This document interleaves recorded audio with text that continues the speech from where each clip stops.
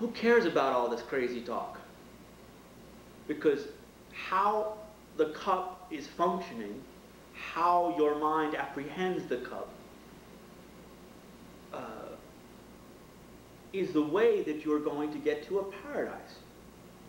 If that cup has a exists self-existently, and won't change, then all the pujas and all the meditation and all the trying to changing your karma ain't going to change this reality.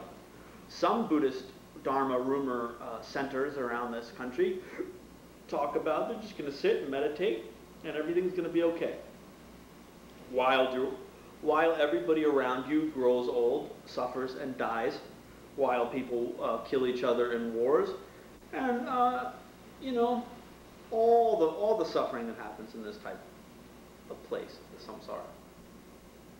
If the point of Buddhism is to just cope in a really nice way, then count me out. I'm out of here. The purpose is to radically understand shunyata, or emptiness, and to work with that, have a direct perception of that, to work with your reality, to understand, to use that wisdom, not to make the impure mental afflictions and karmas that will keep you in a reality that falls apart, a reality in which you're forced to grow old and suffer, because those are being dictated by impure seeds in your mental continuum, impure karma. And that impure karma is being dictated by that ignorance. The ignorance that really believes that a gotcha, a self-existent thing, can exist that way. You exist that way, and all the phenomena around you exist that way. It's the cause of the 12 links of dependent origination. It's the cause of the kurva, the wheel of life, the cyclic existence, the various realms of hells and the heavens. That fundamental ignorance, I think it's personified as a pig. It's the king of ignorance. Is this tendency to see things in a self-existent manner. And there's the intellectual understanding. We can sit here and talk about this stuff, but that's not the real demon. If Buddhism had a demon, the closest thing would be this kind of this belief, this innate tendency to believe that you are and phenomena are self-existent, and then the self-cherishing that comes from that. Those would be the demons of Buddhism. The fact that because you think you exist in that manner, then you're the best and you're going to treat everybody, you're going to get what you want to get out of this life and screw everybody else. That self-cherishing or egotism comes up. We're not talking about that here with these meditations on emptiness. This is just an intellectual discussion about emptiness. That can't get at the root of the problem, this innate, inborn, from countless lifetimes, this innate tendency. Amoebas have it. Every living thing has it.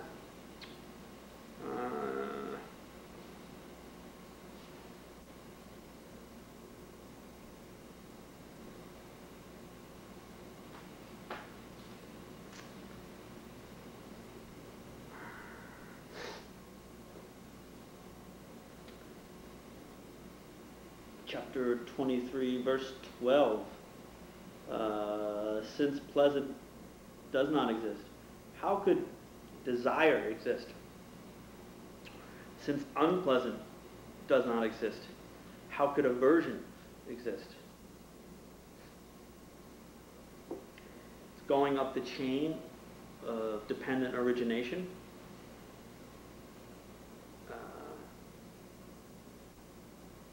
It's this belief that an object has an inherent existence, an attractive object has an inherent existence, that causes the rising of desire.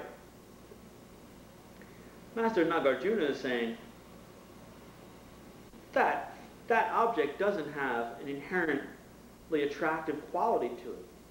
Similarly, the desire of that object has no inherent existence.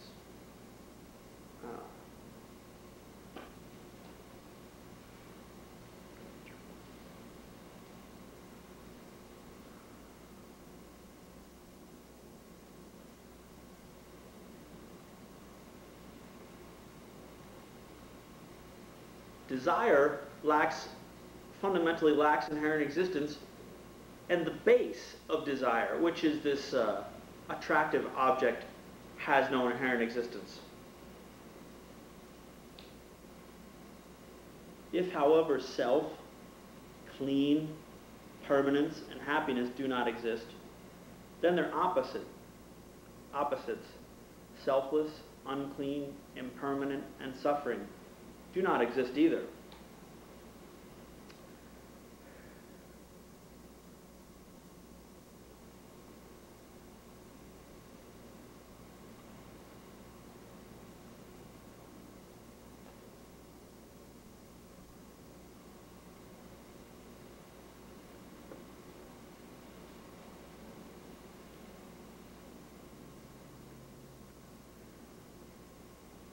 This is referring to the four mistaken views. One is to see the various parts to your person, to see them as a self, to see a self amongst the various parts of you. One is to look at this form heap, the body, as something that is pure, inherently.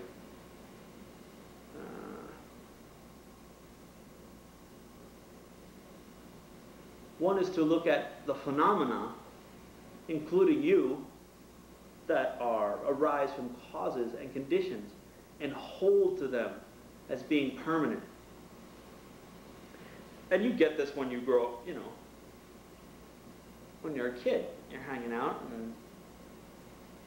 and I look back at pictures of all my friends and family when I was like 5 years old.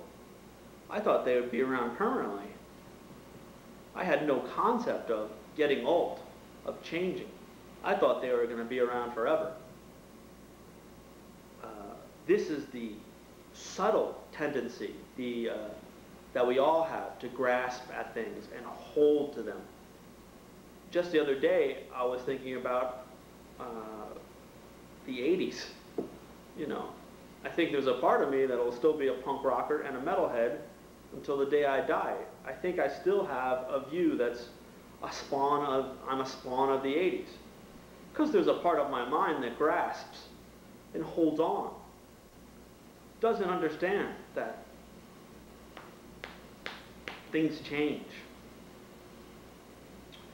You can think about it intellectually, but there's still a portion of you that holds on, that grasps.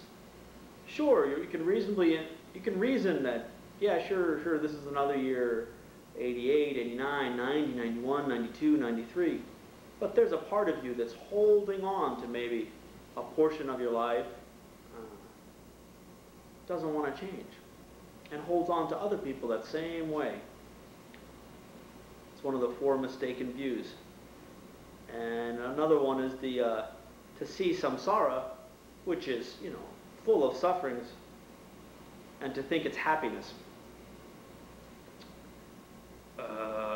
Rinpoche used to always say, not in a very, Geshe used to always say that you will recognize samsara for what it is because it is shit.